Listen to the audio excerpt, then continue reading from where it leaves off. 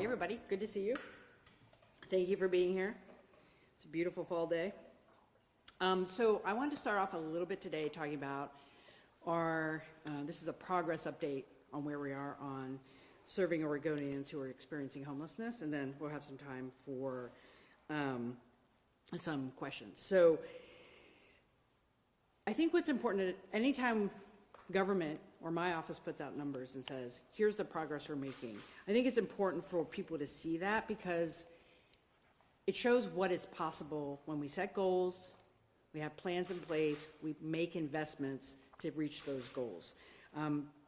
Because there's been a lot of hard work over the last year and a half and even before then, from state government, local government, community partners to help folks who are experiencing homelessness. I also want to emphasize the numbers that I put out today. This is not a victory lap. This is not a mission accomplished moment. This is a progress point. It's really important for Oregonians to see their government actually making progress on significant issues.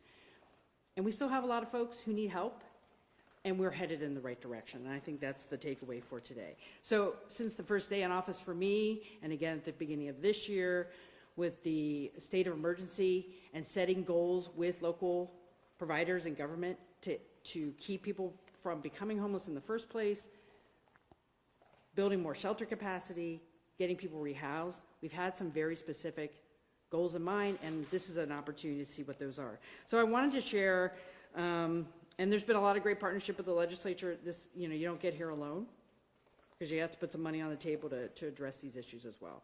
So with everything that's been going on in the last year and a half, in this biennium, 2023-2025, we are on course to do the following.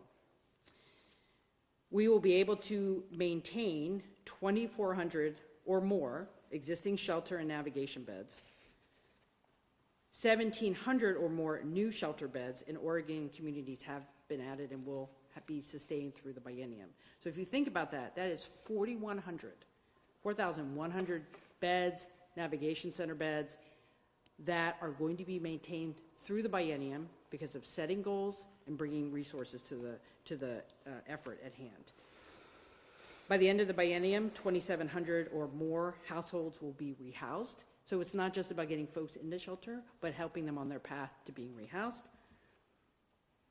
Prevention is the most cost-efficient way to address this crisis. So by the end of the biennium, 24,000 or more households will be prevented from becoming homeless in the first place. We also need to build units. This is, at the end of the day, a housing challenge. We are on track with state resources to produce 2,800 or more affordable housing units across the state. And we have to get more housing online. And because of the infrastructure investments made by the legislature, that's water, sewer, streets, with those infrastructure dollars, we will be seeing 25,000 or more affordable and market rate housing units by the end of the biennium. Actually, the infrastructure will be built, the housing will follow. Some folks will be online by next year, it might take a couple years for others.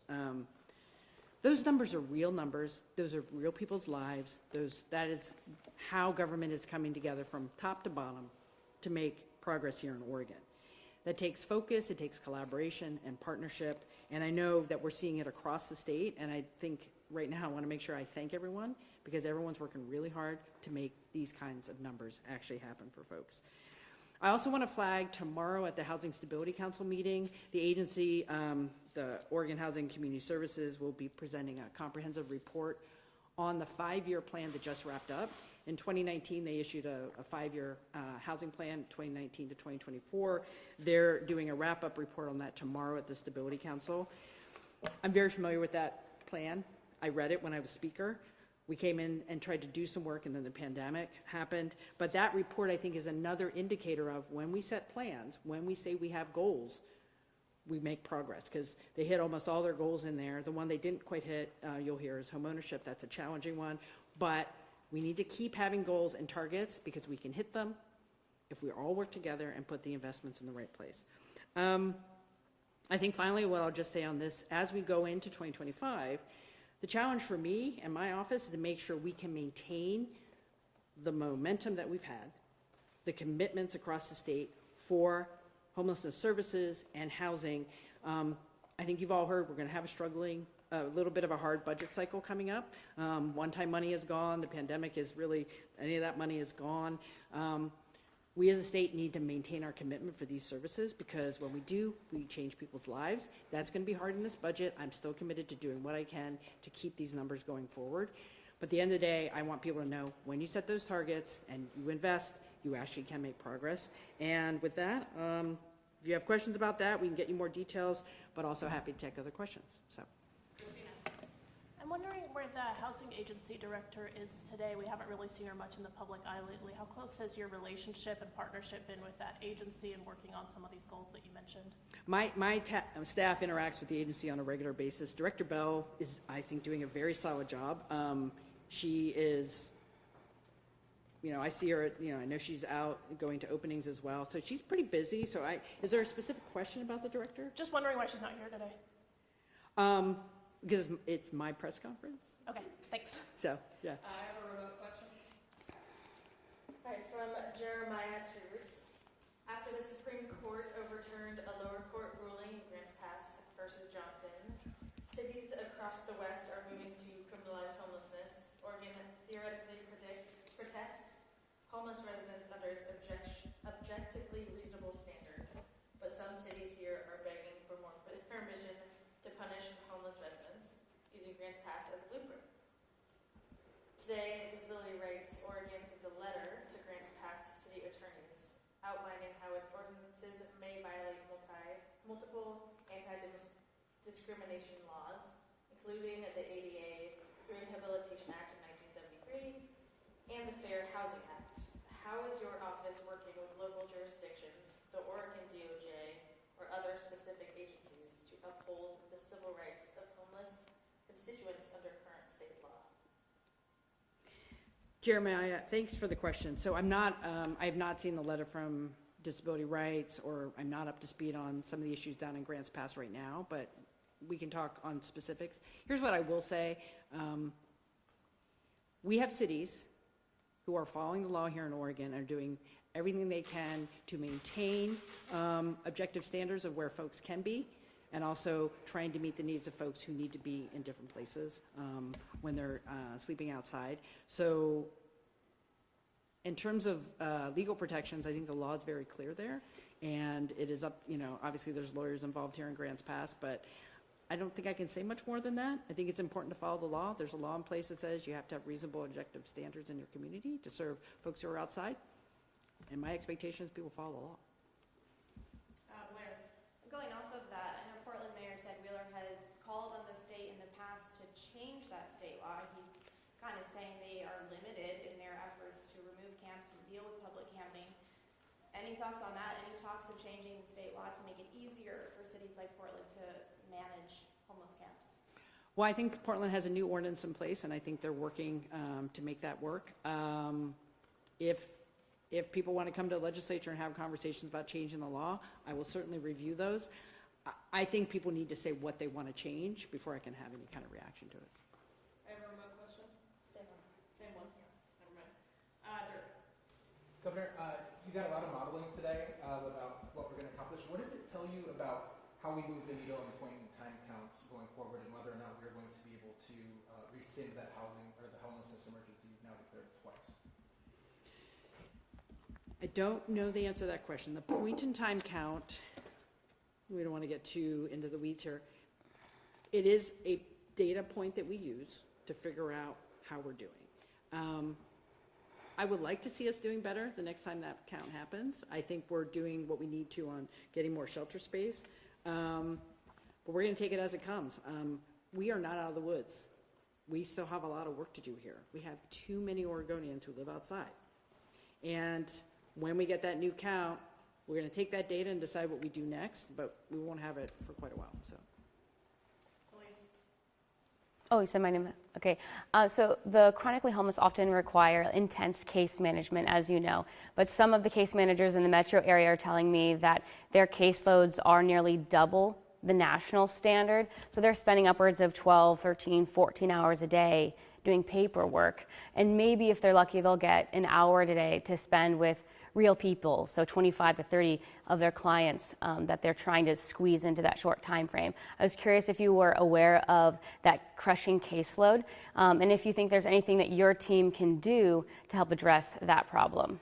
Well, I would certainly want to hear directly from communities about what they need to be different, and not knowing totally the situation. But if we're talking about case management for folks who are experiencing serious mental illness and are also experiencing homelessness at the same time, we do need to make it simpler for those folks to work with individuals, those face-to-face conversations, those ongoing relationships with people, is what is going to help them get better and more stable. I do think under the Medicaid program, where a lot of our funding comes from, there is a lot of paperwork. So there have been conversations at OHA with community mental health providers, like, can we simplify this? And we are certainly working on our new waiver, the new homeless assistance that comes through Medicaid, trying to simplify that as well. The goal is to make this as simple as possible to get people the help they need. But if you have any specifics on which type of case management, I'd love to hear that. So. Okay. Julia. Roughly 2/3 of the people who've been rehoused during the Lane County continuum of care, according to the dashboard you released today. Do you have an idea of what's going right in Lane County, and then what, if there's anything that county is doing that could be exported to these other communities?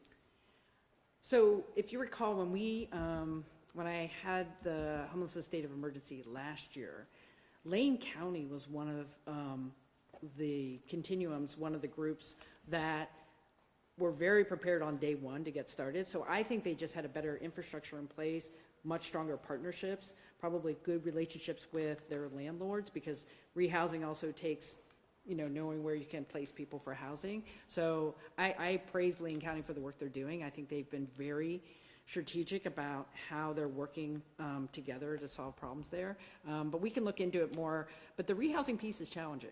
I think that's a hard part for Portland. Having those relationships with landlords, finding available housing places. So we got to see what Lane County is doing and see if other places can model that as well. So I'm glad they're doing as well as they are. Diane? Yeah, and then talking about that dashboard, it showed, at least as of June, the needle on at least rental assistance or keeping people from becoming homeless in the first place, 20%, so a little bit lower maybe than you had hoped. Any kind of idea of what it will take to kind of make sure you reach that goal a little bit more? I believe in being really transparent. I think our largest challenge right now is on the eviction prevention. Our dollars are going quickly. Rents are up. We have a lot of people who are still very unstable. I think you saw the article about folks who are who are in subsidized affordable housing also having trouble paying their rent. I think it's the biggest challenge right now. So we need to maintain the resources as rents go up. That is going to be challenging. And I think it's going to be a big challenge for the upcoming budget as well. I think one of the things I would say for the community providers who are on the ground, keep up the good work. I know it's hard, but connecting with people and keeping folks stable is really is much more effective in the long run. I don't have any specific answer there. I think there's a little bit of lag on the data as well, so we can look into that, because I think there is a little bit of lag on the data on the emergency order, because I think it's only through June. Yeah. Before I go into the second round, Dick? Thank you. Governor, one of the things you talked about before is transportation and homelessness and housing have a relationship, in many ways, one affecting the other. What is your role in helping the transportation discussions that are going on come to some bipartisan agreement that can pass the legislature? And in a related way, are you looking at other things that have an impact on transportation that also could affect housing, such as SDCs, more land use changes, whatever it may be? Well, we are coming into session with the next iteration of the housing production framework, and there's a lot of things we want to do on streamlining, so we could go more into detail on that. And that was a very creative pivot from housing to transportation. So here's what I would say. In the housing development side, we can be doing more in the state and accessing federal dollars for transportation-oriented development. particularly in areas that have, very robust transit districts. So in the metro area, we could be doing more in TOD, which is transportation-oriented development. So I'll just put that aside. When it comes to the transportation package, one of the things that's important to me is to maintain what happened in 2017, which was statewide support for transit districts. As we, from a climate perspective, help folks have more options besides just driving their own car, we need safe and stable transit districts. So that's an important piece of the upcoming transportation package. But at the end of the day, I'm working with the Speaker and the Senate President on making sure that the transportation package will first deal with the issues in ODOT. We need to have a functioning agency. We are headed towards a path of a significant budget cut if we don't solve that problem. We have to maintain our highways and our roads and all of our basic infrastructure for everybody. And so that is the number one goal for me. We don't need fancy new. We need to maintain what we have, and that means funding the Department of Transportation in the next transportation package. We have a remote question. Lillian from Oregonian. Her question is, do you have a position on the practice of handing out tents and tarps to people experiencing homelessness? Why or why not? Well, these are local decisions. I also believe we should let people die, and if giving them a tent when the weather is bad will keep them alive while we help get them into shelter and permanent housing, then I think that is a local choice, and that's something we might have to do. Did you have a question? Not at this moment. Not at this moment. Okay, Christina. Yeah, legislative dollars set aside in the last session for rent assistance were lower than they were the previous budget session, and they're lower than the requested amount. You're talking about preventative measures and being behind on those preventative measures. Are you going to be asking for more money for rent assistance, and why or why not?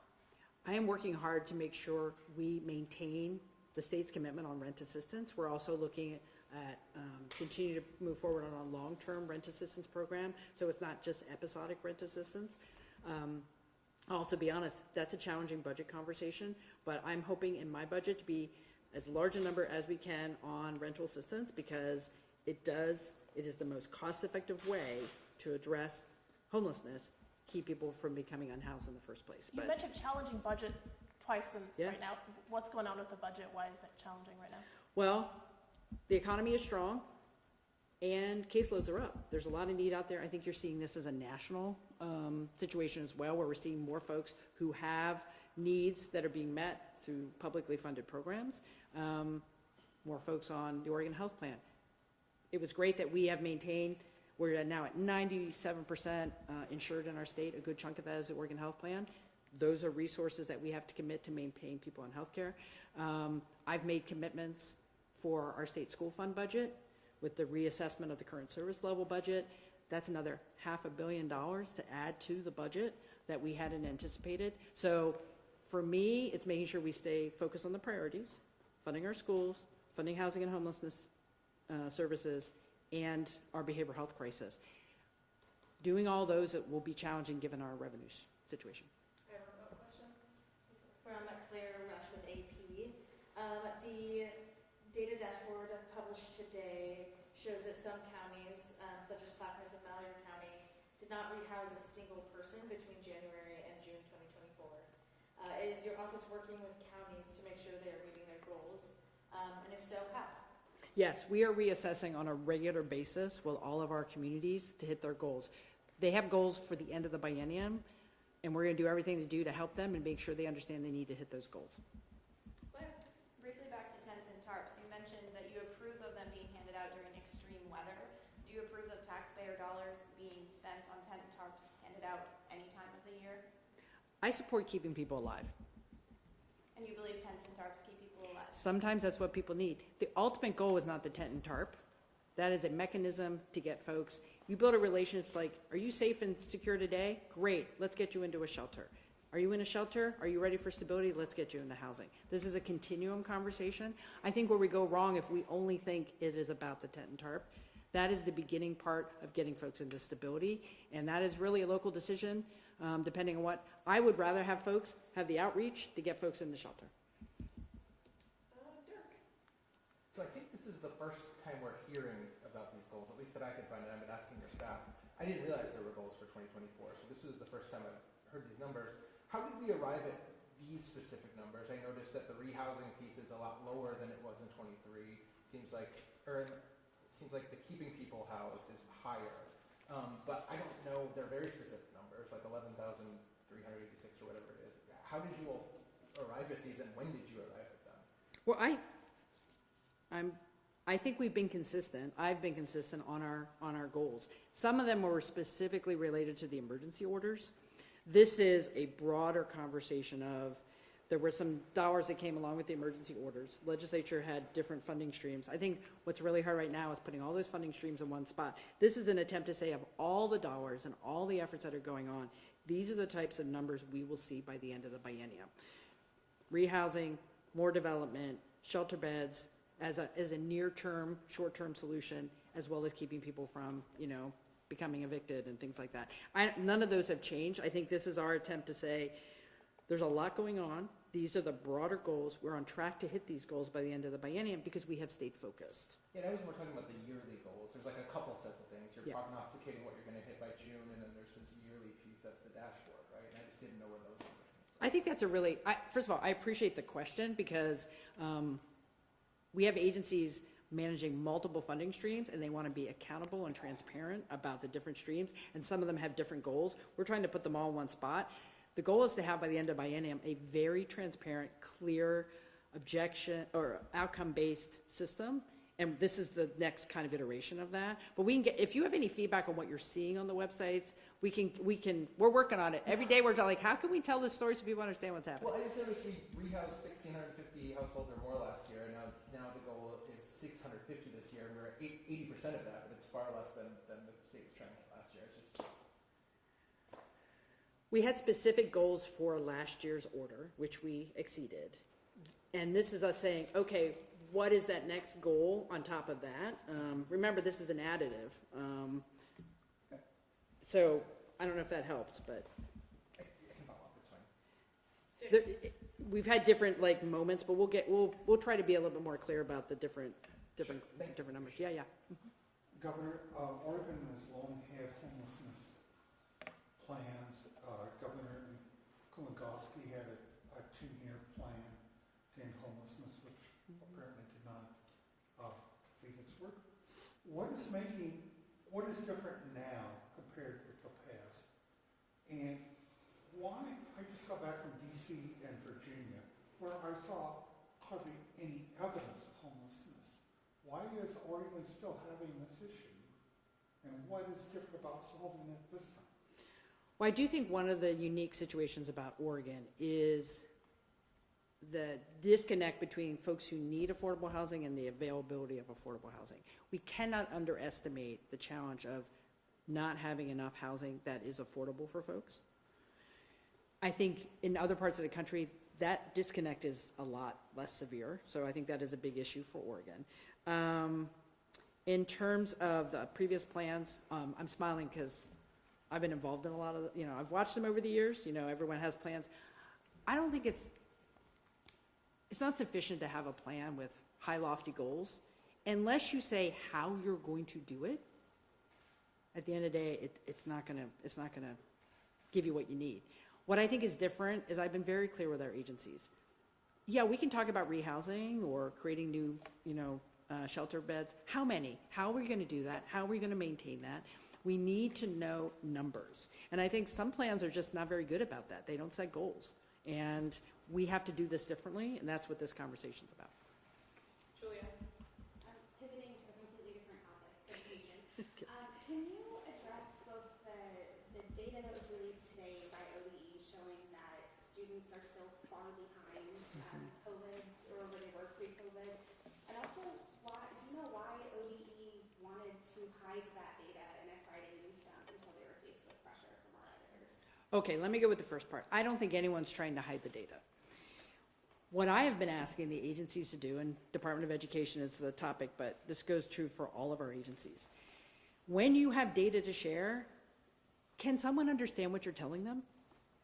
Just handing out a big spreadsheet of here are the numbers. It's well, what do they mean, right? So I don't think anybody at the agency was trying to hide anything. I was just asking them to say hey, can you explain this better? So going forward, my expectation for agencies is don't just put out numbers, actually tell us what they mean. Here's what I can tell you, what they mean to me. Our numbers are not where they need to be. The fact that our reading and writing numbers are so low, and in some cases, worse than pre-pandemic, unacceptable. That is why I have been focused on things that I think will make a difference. Early literacy investments, we started those. We're going to keep pushing on that. We need more of that in the next biennium.